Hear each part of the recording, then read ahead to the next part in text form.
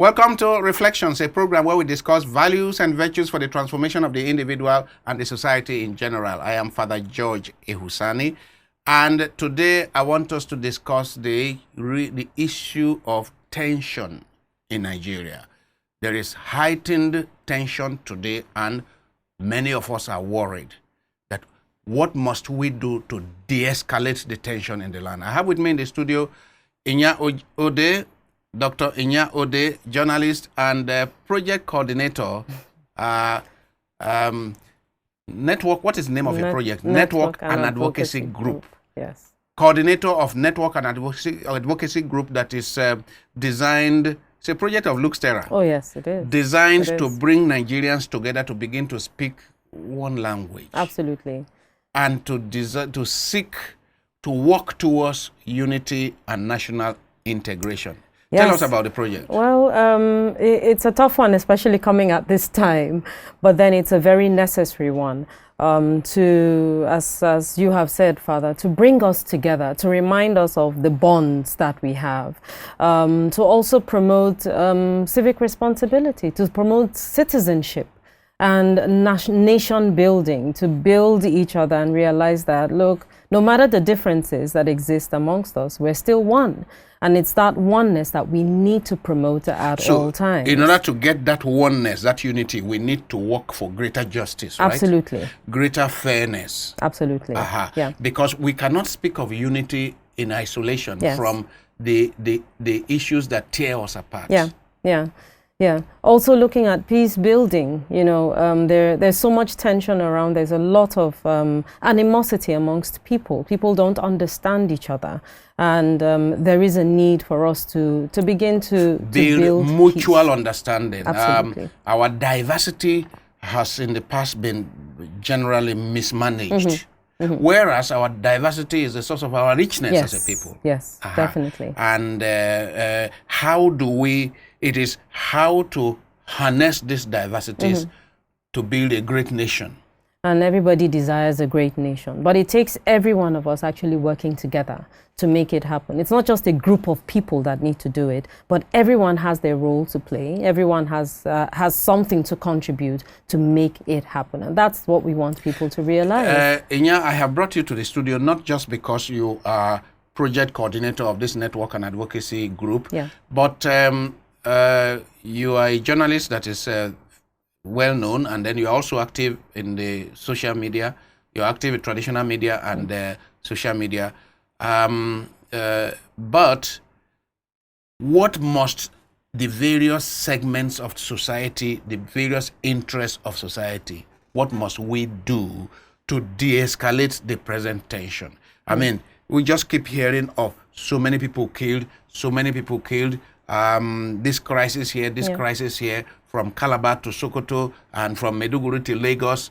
It's just crisis. Now, no society can survive in that way. And all of us have a role to play. What are the plans, your group, the Network and Advocacy Group, what are the plans you have? I mean, there are different things on the table for us. So we plan, of course, to reach out to the media. That is core, because the media actually propagates the messages, and people get to listen or read whatever is out there. So we are planning to meet with the media. It's a very critical group, and we hope that these ideas of unity, these ideas of togetherness, of oneness will be shared, using various platforms to remind us again of the things that unite us and not necessarily divide us. So the media is very critical here. We also have community stakeholder meetings that will happen. We have town halls that are going to happen. The National Youth Service Corps will also... Which is a structure that was conceived during the Gowon regime, immediately after the Civil War, to bring Nigerians together, to help mutual understanding. True. So a Calabar guy ends up in in Damaturu, doing his youth corps in Damaturu, and gets to know the people of that place. Exactly. Learn to eat their food. And probably marries from there. And probably marry from there. We have so many stories like that. So, you know, getting to realize that, look, we're actually more united than we think, you know, we are. And bringing up these tensions and bringing up these things that divide us, just, you know, they won't do us any good. So talking about the National Youth Service Corps and, of course, reaching out to community stakeholders, they're very, very important. What do you mean by community stakeholders? Who are they? Leaders at various levels. I mean, if it's a market woman, if it's a taxi driver, or the local leaders, so to speak, the youth leaders, the women leaders. There's so many people who are leaders at various levels. But then, you know, maybe their voices are not exactly heard as they should. Or maybe they're not propagating the right messages of unity. So we need to get them together to realize that, look, we are together in this. And if Nigeria has to be great, then we need to come together to make it great. By way of making Nigerians own the project of peace building? Absolutely. Absolutely. Because if we don't own it, if we don't realize that we have a stake, I think that's important, that we all have a stake in this. If we don't realize that we have a stake in this, then we'll just keep burning and destroying instead of actually building. So making people realize that this is our home, this is our country, and we have a stake in making things work here. Now, in the various flashpoints in our country, first of all, I wish you success in coordinating this rather ambitious project of national integration, unity. You call it network and advocacy. So you advocate for what kind? You advocate for justice, we have already mentioned. We advocate for fairness. You advocate for social inclusion. Right. Yeah, because what causes a lot of our crises is actual or perceived injustice. Absolutely. Actual or perceived lack of inclusion. Human beings react very negatively when they think that they are not counted. When they think they're ignored. They are ignored. Yes. Or their voices don't count in any way. So your group, the network and advocacy group, will advocate with various public and private enterprises to make sure that no one is left behind. Yeah. And we're doing that in various ways, getting women and men, getting people from different ethnic groups, you know, to come together just to ensure that we have that level of inclusion, getting people who are living with disabilities, you know, together as well to ensure that no one is left behind. I mean, it's all part of the Sustainable Development Goals of 2030 to ensure that nobody is left behind. Is there any advocacy, any dimension of the advocacy that will be focused on financial, economic empowerment? Because when tension is rising like this, the tension is aggravated when there is poverty. When a lot of people, look at what happened after the EndSARS protests. Those we call hoodlums, unfortunately, people who are unemployed, many of them unemployable, who have no job, who have no hope about the future, who have little at stake. They have nothing to lose. They were the ones who began to burn everywhere.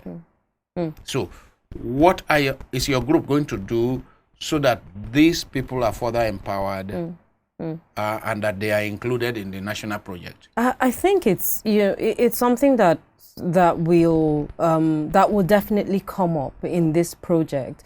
You know, looking at what can be done for especially young people.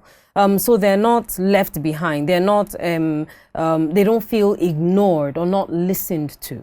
So it's to advocate that young people have a voice. Young people have energy. Young people should be given opportunities so that they can thrive, to ensure that we have a good business, you know, the ease of doing business, so to speak, in Nigeria goes on, so that young people can thrive, they can do their businesses, and they realize that they're safe wherever they are. That's the point. So the group that you are coordinating, network and advocacy group, you would reach out to people from across the country? Everywhere. Across ethnic groups? Everywhere. Across perhaps professional groups, maybe? Professional groups, religious groups as well, yes. And of course, across the genders that we have, male and female, all included. So far, in Nigeria, officially we have two yes, genders. we do. We do. We have two genders, male and female. That's what we're dealing with. We are sure of that. That's what we're dealing with. Yeah, good. Okay. So, welcome once again. Thank you, Father. This project of yours, therefore, network and advocacy group, working towards national integration, mutual understanding, it will surely, by the grace of God, de-escalate the tension in the land. Your activities should de-escalate the rising tension, right? Yes, yes. We look forward to that happening because, as I said earlier, everyone has a role to play, and this is the role that we're playing right now to make people look beyond themselves and look beyond the negatives around us, changing the negative, narratives that we have around to ensure that people actually come together as one. Because the tension needs to be de-escalated for development to take place. Help people, all of us, to recognize that we are human beings. Exactly. And our basic needs are the same. The need for security, the need to be counted.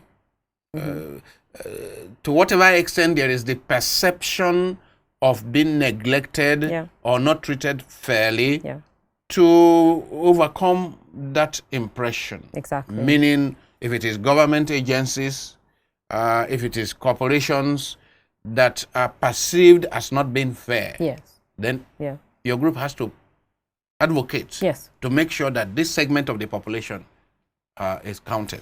It's a lot of work. Yes, it is. It may seem daunting and challenging, and as you said before, ambitious. But I mean, if we don't try, we can't. We don't know what we could achieve. That's the thing. So it's best to try and really hope that whatever it is that we do and whatever it is that we put out there will make a difference in actually de-escalating the tension. I mean, wonderful initiative. While you are trying to take on this initiative and organize this lofty thing you are talking about, the country is in trouble.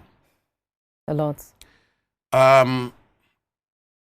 I am told that there are people who are angling around for who will be president, who will be senator, who will be governor to come 2023, and I am afraid, how are we going to get through 2021 with the level of tension in the land, with the level of mutual suspicion in the land, with the level of acrimony, mutual acrimony in the land?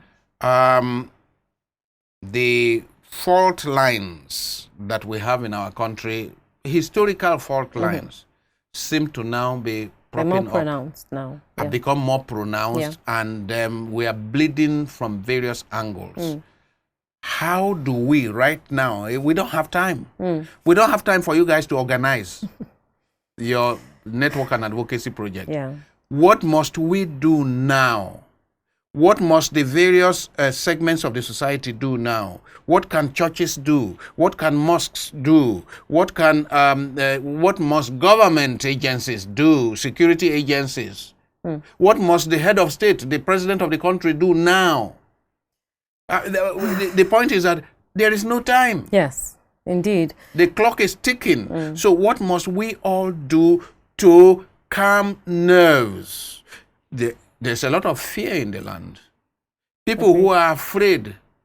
People who are saying, oh, these pastoralists or headers are invading our land. What can we do to calm their fears?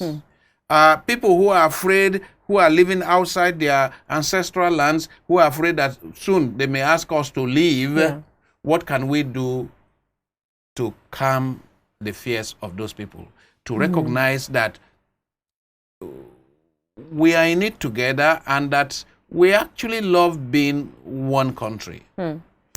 Let me start from the point of leadership. I mean, I was, reading the President Buhari's statement today on, if you I'm paraphrasing now, but if you cause any trouble, so to speak, you'll be dealt with. Yes, that's okay. Is that what we need now? Well, I mean, that's coming from leadership, and it's okay that that's coming. But there is so much more that needs to happen, because if we're dealing with those who foment any trouble, they should be seen to be dealt with. Because it's one thing to deal with and them, use the same but then- standard. exactly. Use the same standard across board. You don't use one standard for one person and use something else for another person. The people who are fomenting trouble or who are causing whatever it is should be seen to be dealt with. Don't tell us you're dealing with them and then we don't see what is going on. I think the matter of trust, There is a the trust deficit, deficit. is terrible. There's a trust deficit People don't believe it at all. between the leaders And the and led. those who are led. Absolutely. And if we don't bridge that divide, and that deficit just seems to be getting wider every day. If that divide is not bridged by people, by leadership, by governments being seen to do something, being seen to be on the side of the people, because sometimes the people just feel, no, they're not on our side. They don't care about us because they really don't understand what we're going through. But if there is some visibility, so to speak, and that comes to the president speaking to these issues. I know some people have said, some of the president's men have come out to say he doesn't need to speak on every issue because he would seem as a talkative president. That's what some of the media people of the president have said. But I don't think so. I think if the president actually comes out to say something, just speak on the tensions in the land, it will make a difference. For instance, let me bring up the NSAS issue right now again and say, okay, if the president had actually come out to speak to young people, that would have made a difference. So if Mr. President can just speak to the issues at hand, so people hear him. We don't want to hear him through his spokesmen. We want to hear the president speak and take a decisive action against all of this. He is the father of the nation. Absolutely. And he should be seen as such. That's what a father would do. If there is tension in a home, the father would definitely want to calm all the frayed nerves around. And because if he doesn't speak, people assume a lot. And at this time, we need to downplay whatever assumptions people have. People assume and they go to town with whatever ideas they have. And this must, just be kept aside. To douse the tensions, Mr. President needs to speak to the people. So, beyond the president then, let us imagine that the president does not speak to us. Do we then allow our country to go in flames? No way. So, what else must be done? We can't even allow it. Leaders at various levels should also take responsibility. So it's not just a matter of leadership. I'll come to followership later. But leaders at various levels, be it as ministers, as governors, as the National Assembly, whatever level of leadership we have, everyone must take responsibility and begin to speak to the people. Speak and also advocate. Let me use that word. Advocate for justice to be done. Because people want to see a just nation. They want to see that there is justice in the land. Almost every year, the topic of the World Day of Peace message of the Holy Father, of the Pope Francis, is usually about the justice that makes for peace. The justice, promoting the justice that makes for peace. Yes. Where there is no justice, or perception of justice, there is no peace. Exactly. So it's not only that there should be justice, but it should be seen by everyone that there is justice. Because if there is perception of injustice, then it's not easy to promote peace in such a society. True. And that's what we need we need at this point, that there should be justice. I know people have said it, we call for peace, or, so many times. I've done that in the past. And people have said, no, you can't just call for peace. You must also call for justice, because one thing leads to the other, So to be seen doing this, so people really know that something is being done, that will quell so much tension in the land. And this is across board of leadership. Right now, among the very thorny issues is the issue of the herdsmen versus local communities, or herdsmen versus farmers. Yes. And we can see there are terrible statistics of towns and villages and farmlands invaded by bandits, criminals that are called herdsmen. But you can see that these are criminals. Clearly. Aha. Is it that the security agencies are completely overwhelmed? There is an eruption in Oyo State, eruption in Ondo State, then you hear in, just everywhere. Is it that the security agencies are completely overwhelmed? If they are overwhelmed, if their numbers cannot take care of these people, there are thousands and hundreds of thousands or maybe millions of graduates who are unemployed. Can they not be given crash program training and employed by the police? Father, you've just brought up something really important, and the issues around security and the security agents that we have around. Could it be that they're overwhelmed? I don't think so. I think it's just about that issue of nationalism.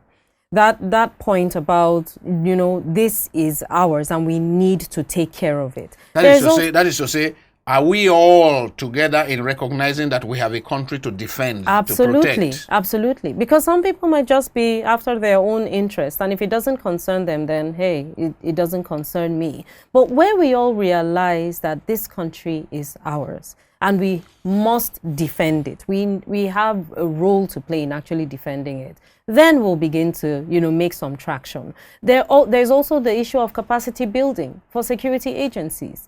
Because sometimes maybe they're not equipped enough. Maybe they don't even have the manpower, probably, to take care of the issues that are going on. And then we also have the point about, the military and the police, where the police are not exactly policing as they should because there's a lot of militarization. I mean, those issues also come to the fore. So there's a lot of politics between the security agencies, between DSS and there's police rivalry all around. Rivalry and so on and so forth. So are they actually working together? Is there synergy? What can your group, the advocacy network and advocacy group, what can you do to help work towards greater synergy among the security agencies so that we, the grass, we don't suffer on account of rivalry among the security agencies? It's just to keep advocating, Father. It's just to keep speaking with them, getting them together so everyone realizes on the same table that we are fighting the same cause, that we have the same interest. And indeed, if the country burns, the security agents also burn with it. So they have a big stake, a large stake to actually play, in making this work. There are insinuations or accusations of some people within the security agencies who may be conniving with bandits, who may be conniving with insurgents. And probably profiting. Profiting. High-level people, there are accusations of high-level people profiting from blood money, from this mess that we are in. Yes. So what can the rest of us who have a stake in this country? You mentioned religious leaders at first, and people belong to one religion or the other. What are the religious leaders doing? Are we speaking enough? Are we bringing to the fore the need for unity, the need for integration? Are we bringing to the fore, are we trying to de-escalate the tension even in our communities, even in our churches or our mosques or our worship centers? Are we actually de-escalating the tension? So people get to know that that person sitting beside you, yes, he may not speak your language, but he's your brother. So do you recommend, for example, that every church community, every mosque community must declare a state of emergency for security, for peace, for national integration, so that every Friday, every Sunday, there is a segment of the time that is to address this issue and calm nerves? I think everybody, I really hope it is done, because it will really go a long way. Many people listen to religious leaders. They listen to religious leaders more than they even listen to their leaders. So what you and I are recommending is that every Friday in the mosque, every Sunday in the church, that the leaders, the pastors and imams should make some little time available to speak to these issues. Exactly. To talk about the need for our national integrity to be protected, national integration to be promoted, peace to be promoted, calming nerves. Let people stop sending around all the provocative WhatsApp and Facebook messages. That's a different matter entirely.